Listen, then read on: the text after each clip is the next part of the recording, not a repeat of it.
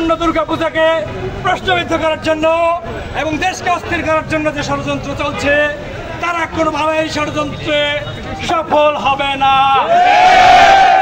আমরা তাদেরকে আশ্বস্ত করতে চাই, এই ছাত্র সমাজ সবসময় তাদের পাশে আসে এবং আমরা তাদেরকে এও আশ্বস্ত করতে চাই, আপনারা স্বাধীনভাবে এবং সাহস দিতে চাই আপনাদের পূজায় যারা অস্থিরতা সৃষ্টি করার চেষ্টা করবে এবং হামলা করার চেষ্টা করবে, তাদেরকে এই ছাত্র সমাজ শক্ত হাতে প্রতিহত করবে।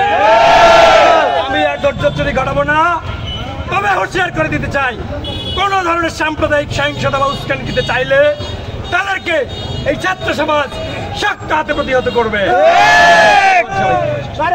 আপনারা এই বৃষ্টির মধ্যেও ছাত্রদের সাথে একত্রতা পোষণ করে আন্দোলনে এসেছেন।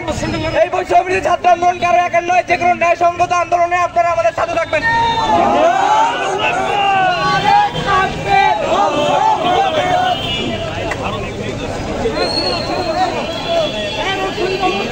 নিরাপত্তা বাইরে নিয়ে যাচ্ছে।